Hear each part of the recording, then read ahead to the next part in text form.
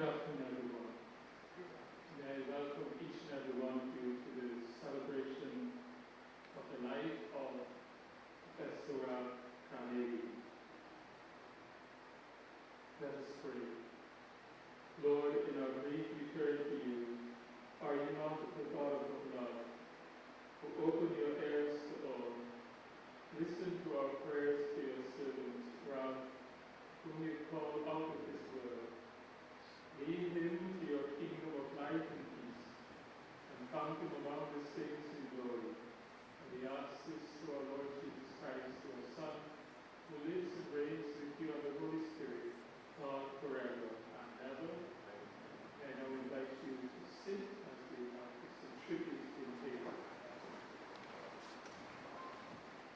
First, tribute will be paid by Professor Nigel Harris, Vice Chancellor, University of New York City.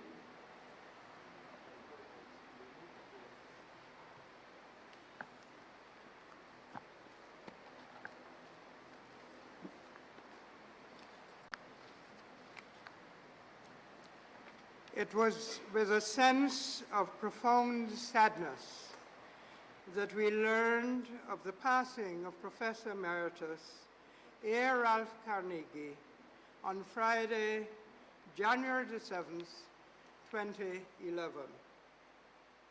Undoubtedly, the Caribbean had lost one of its greatest legal minds. Professor Carnegie gave 40 years of yeoman service both to the university and the Caribbean community. By the time he joined the fledgling Faculty of Law in 1970, he had already distinguished himself academically and was among the leaders of the emerging legal fraternity in the region. Along with a few colleagues, Ralph set the standard for legal education in the still emerging Caribbean community, and has continued to lead the way in matters of regional and international jurisprudence until the very end. Throughout the intervening years, he served in the UE in several capacities, including Deputy Principal, Acting Principal of the Cave Hill campus, Dean of the Faculty of Law, and the Executive Director of the Caribbean Law Institute Center. He provided wide counsel to many of the governing leaders of the university, consulting services to the CARICOM Secretariat and governments of the region and beyond. He has advised and mentored many, many generations of law students. It was fitting that some years ago, the large lecture theatre in the Faculty of Law at Cave Hill was named in his honor. We will not forget his graciousness with which he received all issues laid before him. His expert opinions were often exquisitely balanced, managing to argue both sides of a question equally well, sometimes in a manner that challenged many, often sometimes then requiring interpretation by other experts. He treated everyone with great consideration and respect, and in return, he was much loved and admired for it. He had an aura of enthusiasm about him at all times, and it will be hard to imagine some university meetings without him. Even in moments when one observed him in quiet contemplation, during one of our interminably long meetings, he was listening keenly and could, without a moment's hesitation, provide one of his equally enlightening and declarifying treatises. He was one of the first dedicated users among our faculty of the now ubiquitous piece of equipment called the laptop. In this regard, he was a champion for the use of new technology and probably was the inspiration for many younger members of faculty to adopt paperless participation at meetings. Few will forget his infectious chuckle. His legacy will live on in the many generations of distinguished lawyers that this region has produced, and in those who have gone on to receive international recognition. He lives on in matters of institutional jurisprudence, where he has ensured that the University of the West Indies represented in good faith the best interests of all. He lives on in our hearts and minds as everyone, anyone who interacted with Prof, however briefly, in addition to having learned something, knew that they had met someone special, a good person in whom they could have faith and confidence, a man of impeccable integrity. His passing has left a great void in our lives, and we extend to his widow, Mrs. Jennifer Carnegie, and their children, Martin and David, and their entire family, our deepest condolences.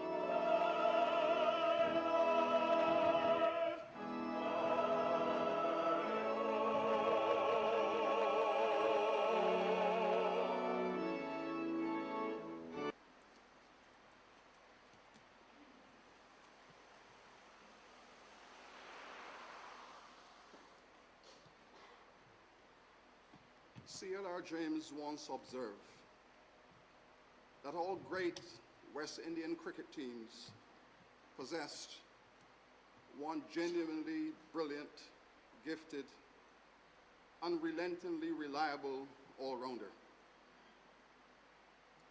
Winning demanded it, sustaining quality required it. Professor Ralph Carnegie was a quintessential all-rounder within our university team. He was an outstanding scholar, an effective institution builder, an astute administrator, a passionate mentor and role model, an insightful teacher, a respected researcher and consultant, an ethical and principled colleague. His was a university contribution characterized by a proliferation of professional activity and disciplinary diversity that speaks to his depth of commitment to the academy, development, and driven by a fertile, evergreen mind. Earliest UWI generations will remember the youthful scholar who intellectually empowered the fledgling faculty of law at Cave Hill, which was the university's strategic response to the pressing regional need for the legal training of practitioners and the nurturing of academics who were expected to participate in the judicial governance of societies seeking to consolidate their constitutional independence. How fortunate the university and region were to have found a young native son possessed of a keen academic personality to provide leadership. When on his retirement, the campus named the Law Faculty Lecture Theatre in his honor, I can assure you that it was the first occasion that the Cave Hill legal community, trained in a culture of discursive veracity and robust reasoning, had achieved consensus on a proposal. It was a moment to treasure, a shot of class, not a man or woman moved. Younger generations knew him as a sage, a man always keen to impart wisdom in thought and action with a view to achieving balance and fairness. He held an open-door policy as a professor and welcomed with excitement the creative minds of young scholars. Critically, he encouraged them to aspire and adopted a nurturing approach that never reprimanded nor condemned. No one was afraid of the prof. All marveled at his capacity for prolonged speech that confused the casual but enlightened the critic. Ralph, in verbal flight, was an act to behold. And I wish to speak of one seminal historic moment. Everyone in that meeting, which was chaired by Vice Chancellor McIntyre, everyone agreed that Ralph had bamboozled the committee and that no one in the room understood the complexity of his explanation. We were all, however, in agreement with the Vice Chancellor in thanking the professor for his erudite declarification of the matter. Hence, the enshrinement of the term declarification in our meeting culture. Ralph was a global scholar from the Caribbean. As a world traveler, he took UWI with him. The experiences of these journeys were plowed into his teaching to the benefit of his students. The Caribbean world did well to have kept him anchored here. He resisted the call of the external academy. He had a job to do here. He buried his Jamaican bucket in the Barbados parish of this Caribbean state and built up an empire of the legal mind as a monument to his profession and his discipline. It might have been novel at the time for him to so do, but it was noble and visionary.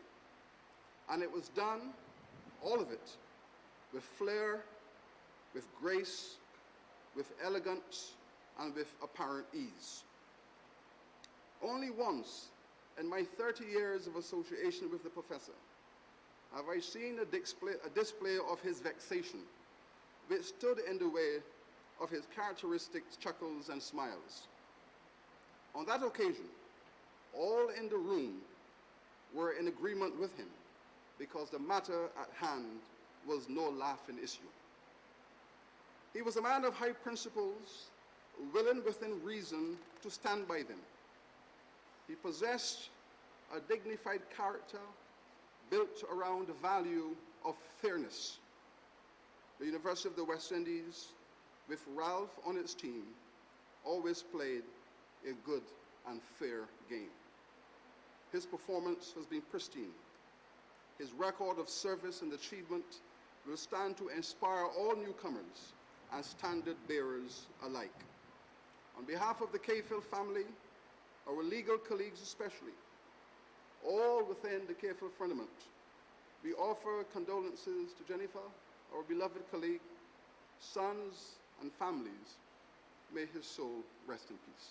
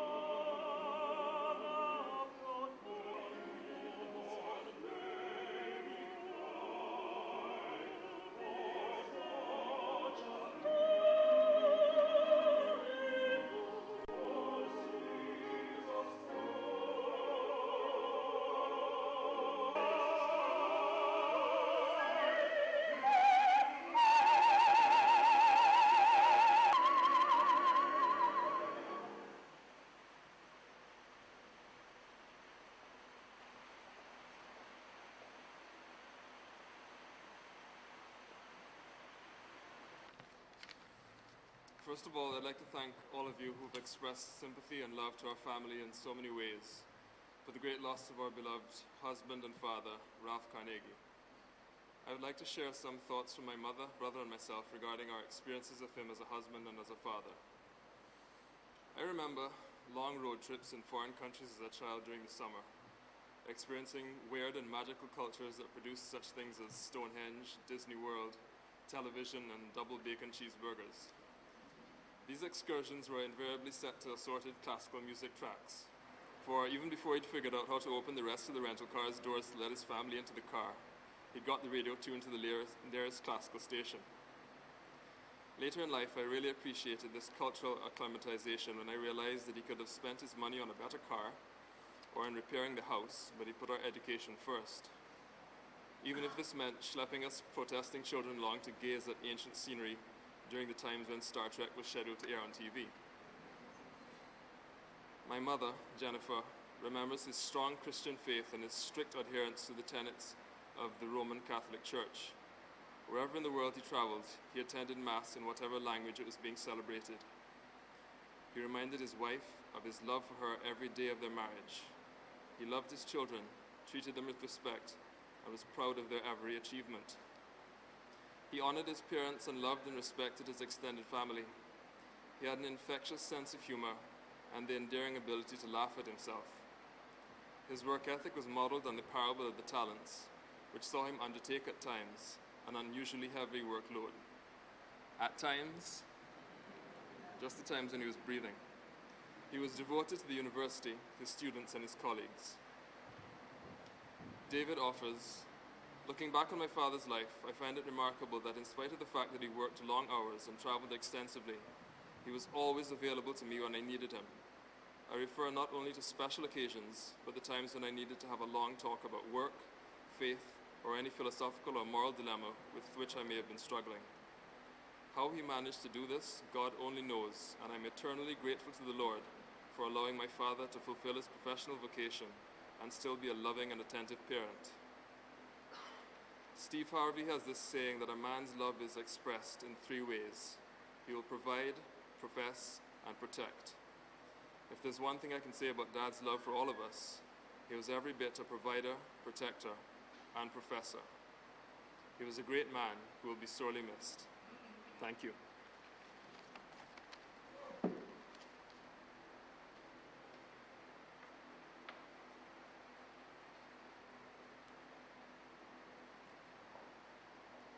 We now have the eulogy by the Honourable Mr. Justice Winston Anderson.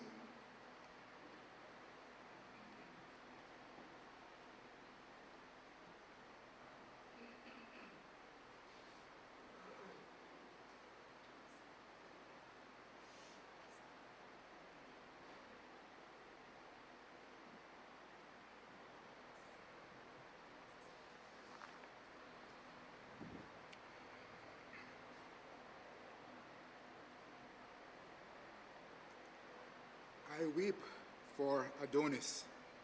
He is dead. Peace, peace. He is not dead. He does not sleep. He has to awaken from the dream of life. 'Tis we who lost in stormy visions keep with phantoms and unprofitable strife, and in mad trance strike with our spirit's knife. He has outsoared the shadow of our night. From the contagion of the world's slow stain, he is secure. These beautiful lines come movingly from the poem Mourn Not for Adonis, written by the great English poet Percy Shelley in lamentation at the death of the poet John Keats. And they resonate with three equally exquisite lines from A Course in Miracles. Nothing real can be threatened. Nothing unreal exists. Herein lies the peace of God. But we who remain are but human beings. Whilst in our being we acknowledge the truth of the immutability of God's reality, our common humanity, still enshrined in the net of space and time, must perforce groan in lamentation as we weep for our dearly departed, beloved teacher, mentor, and friend, Arthur Ralph Carnegie. And so, in open admission to the frailty of our human nature, we heed the admonition, let us now praise famous men and our fathers that begot us. These words from Ecclesiasticus commend themselves to us on this day. For as we think of Ralph Carnegie, now radiantly an indelible part of our history, we acknowledge that he was both father and prince to the vast majority of us who follow the vocation of the law. He was there at our inception in 1970 when the Faculty of Law was formed, being one of the two founding professors of law. For 40 years, he drove generations of law students to distraction with the brilliance of his intellect and his subtle and piercing wit. For 40 years, too, he dazzled the community with his scholarship, his supreme commitment to the university, his dedication to legal education, law reform, and regional integration, his debonair charm, and his stately deportment. Oh, that we mortals should in 100 years see his like again. We who linger in the dream of life would do well to ponder the qualities that this brilliant man brought to his triumphant and, in the end, transcendental life. Arthur Ralph Carnegie was born on the 11th day of June 1936 in the parish of St. Andrew, Jamaica. He died on the 7th day of January 2011 in the parish of St. Michael, Barbados.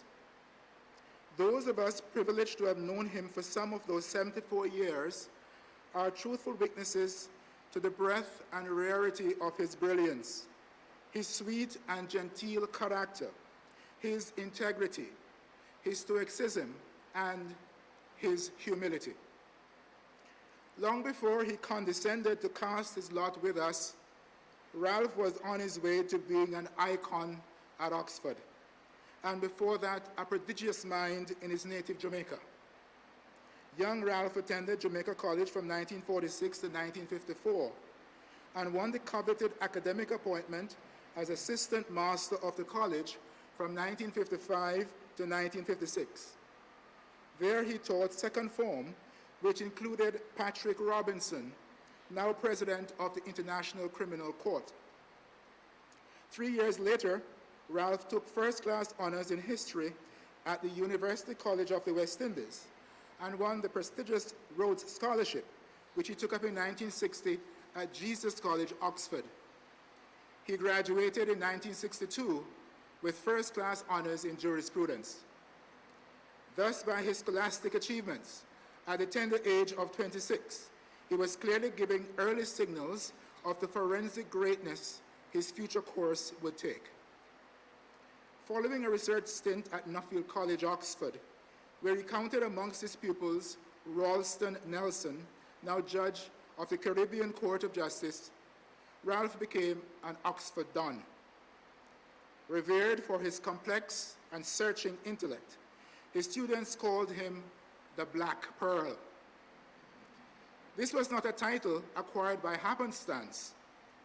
In the early 1960s, at a time coinciding with the award of Caribbean political independence, Ralph occupied such lofty positions as lecturer in law, fellow and tutor in law, junior dean, and secretary to the governing board of Jesus College.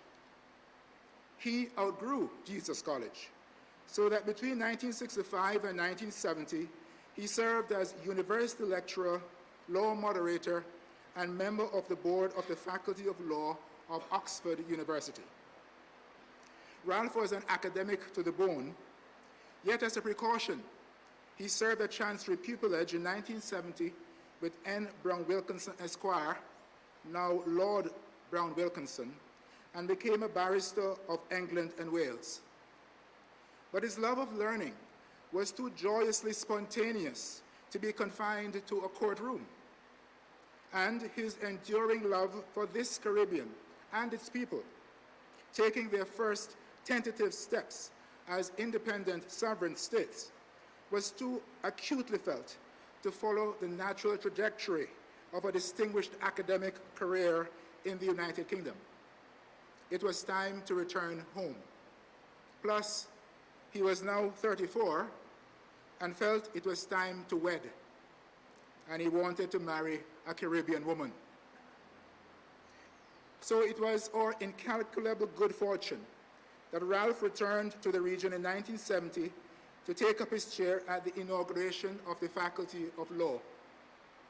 His fame from Oxford paved the way, but in his intellect and princely bearing, he walked the academic path as of right. He was to enjoy the most coveted of all distinctions. He became a legend in his own lifetime.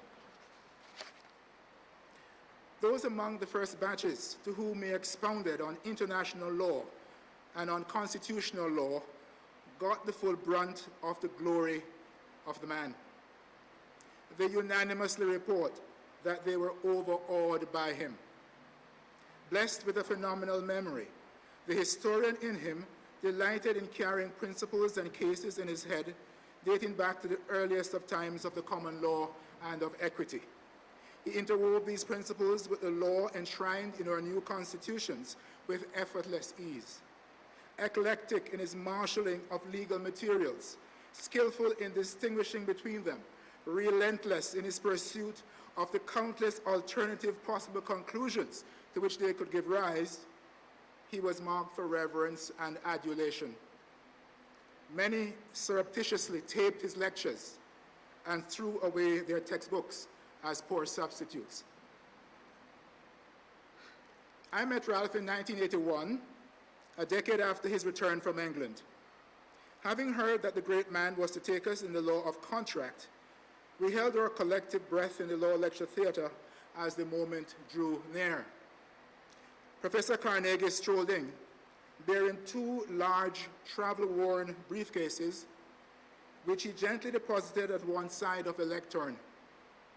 Our apprehension increased when he disappeared without a word, only to reappear shortly thereafter with an armful of law reports, which he placed in precise formation on the table at the other side of the lectern.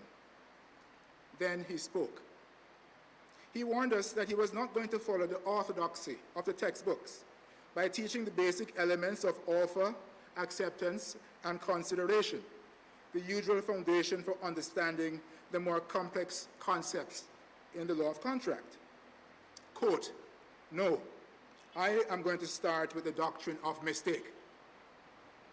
Now, some of you may think it is a mistake to start with mistake, but I assure you, you will not understand it no matter when it is taught. So we may as well get it out of the way. End quote. For one full and frightful hour, he sauntered the length of the lecture theater, back and forth, restless in his exuberance, occasionally pausing to run his fingers through his hair or to levitate a pen in the palm of his open hand, seemingly oblivious to the briefcases, the law reports, and his lecture notes, as he expounded to us on the principles of mistake in the law of contracts.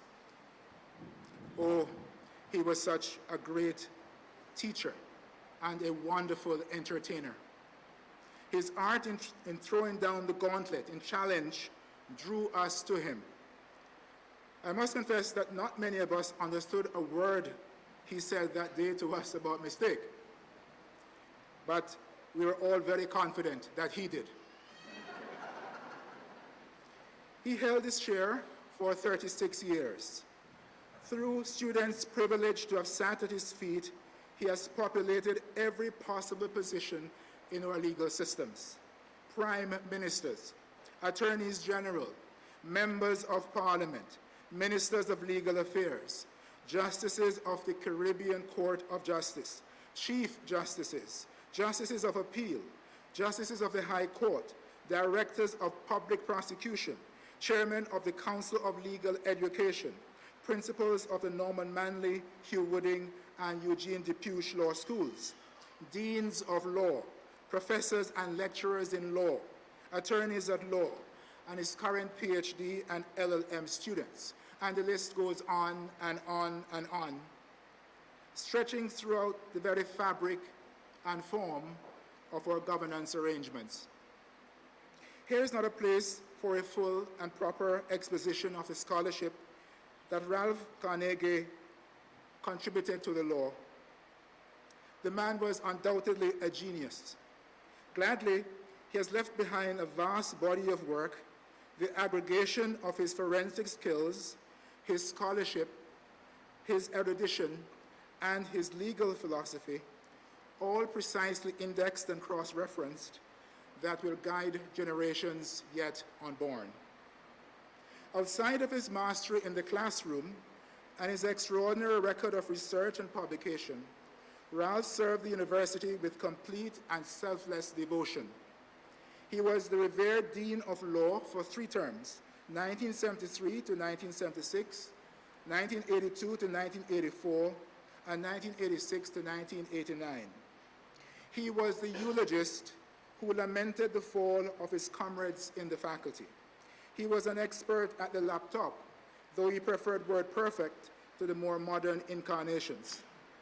For over a decade, from 1995 to his retirement in 2006, he was the executive director of the Caribbean Law Institute Center, CLIC, a research faculty unit which under his leadership was designated by treaty an associate institution of the Caribbean community. He was acting principal and pro-vice chancellor, Cavell Campus, University of the West Indies, from 2000 to 2001. Ralph's official retirement in 2006 was merely an arranged nomenclature for him to transition to purely teaching and advisory capacities within the university.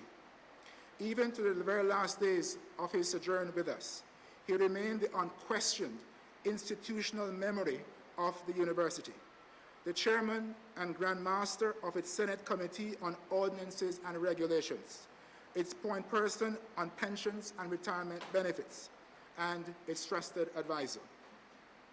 The university was undoubtedly his ivory tower, and men and states came in pilgrimage seeking out his wise advice and counsel. He was exceedingly generous with his knowledge and always answered the call to service, no matter the impact on his sleeping requirements or other concerns of his physical person. He could never refuse public service to the governments of this region. So he served on the status of Women Commission of Barbados, the Judicial and Legal Services Commission of Barbados, the Constitution Review Commission of Barbados, the Grenada Constitution Review Commission, and the Constitution Review Commission of Antigua and Barbuda. His fame preceded his every step. The region, jealous of the member states, soon made more direct calls upon him beyond his executive directorship of CLIC. Beginning in 2005, he was the drafting consultant for the task force on OECS Economic Union and the community's advisor on the relationship between CARICOM and its institutions. In 2006, he was appointed member of the CARICOM Technical Working Group on Governance. And in 2007, Ralph joined an old Oxford colleague, the Right Honorable Michael de la Bastide, as a president of the Regional Judicial and Legal Services Commission, the body responsible for the appointment of judges to the CCJ. His legal duties allowed Ralph to indulge in one of his great passions, the love of traveling.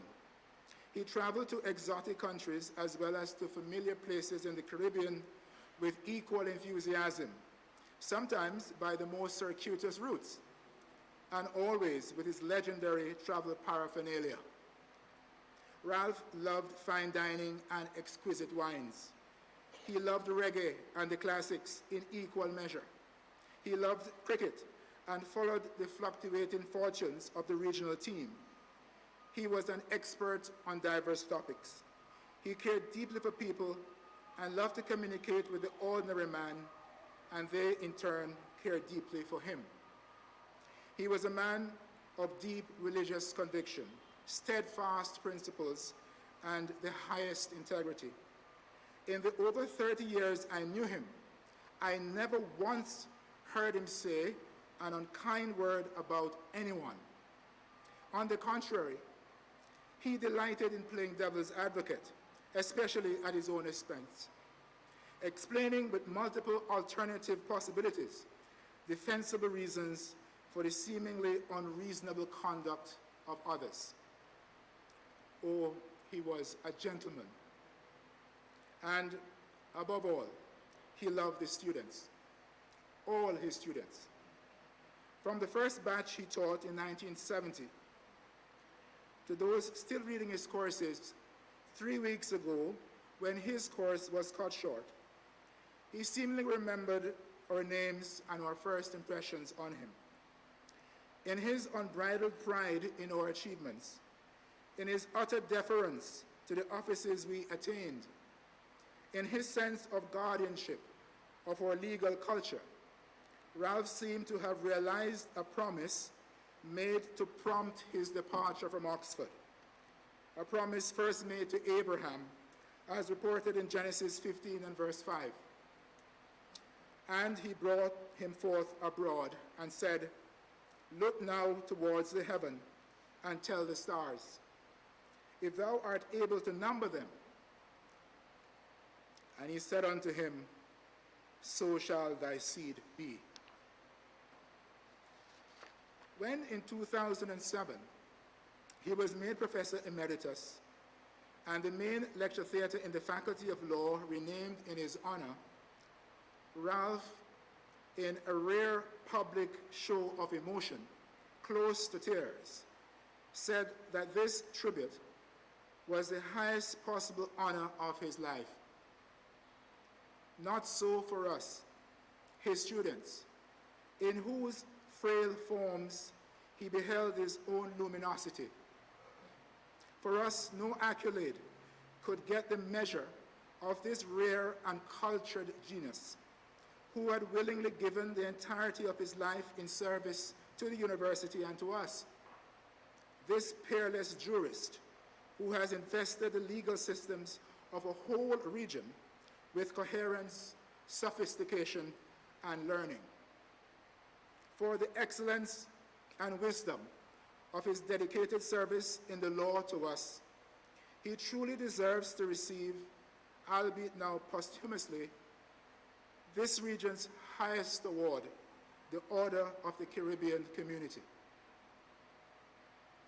On behalf of the President of the Caribbean Court of Justice, the Right Honorable Michael de la Bastide, and on my own behalf, I extend sincere condolences to Jennifer, Martin, and David, who, together with Helen, were the loves of his life, to the university community, and to the legal fraternity and the people of the Caribbean. Arthur Ralph Carnegie, the father of all jurisprudence, was a towering figure who gave lineage and flair and erudition to our profession. He was a prince of intellect, of wit, and of graciousness. Good night, sweet prince, and may flights of angels sing thee to thy rest. Rest in peace.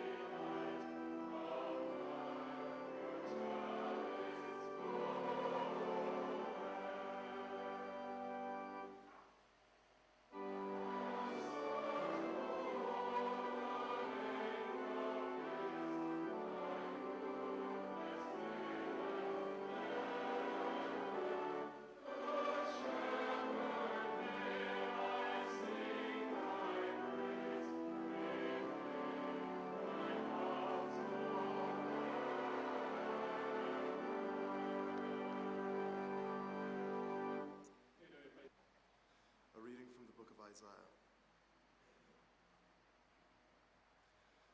Did you not know? Had you not heard? Yahweh is the everlasting God. He created the remotest parts of the earth. He does not grow tired or weary. His understanding is beyond fathoming. He gives strength to the weary. He strengthens the powerless. Youths grow tired and weary. The young stumble and fall. But those who hope in Yahweh will regain their strength. They will sprout wings like eagles. Though they run, they will not grow weary. Though they walk, they will never tire. Psalm 53.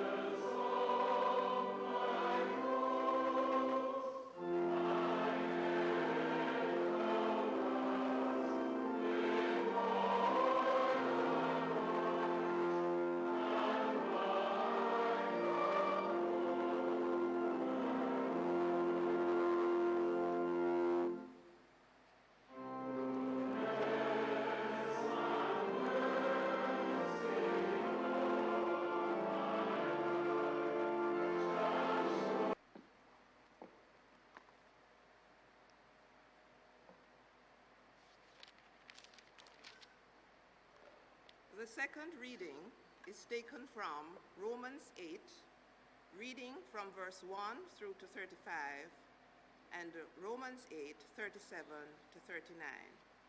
A hymn of God's love. After saying this, what can we add? If God is for us, who can be against? Can we not expect that with him he will freely give us all our gifts? Who can condemn? Are we not sure that it is Christ Jesus who died? Yes, and more, who was raised from the dead and is at God's right hand, and who is adding his plea for us? Can anything cut us off from the or lack of food and clothing, or threats, or certain of this? Neither death nor life, nor angels, nor principalities, nothing already in existence, and nothing still to come, nor any power, nor the heights, nor the depths, nor any created thing whatever, will be able to come between us and the love of God.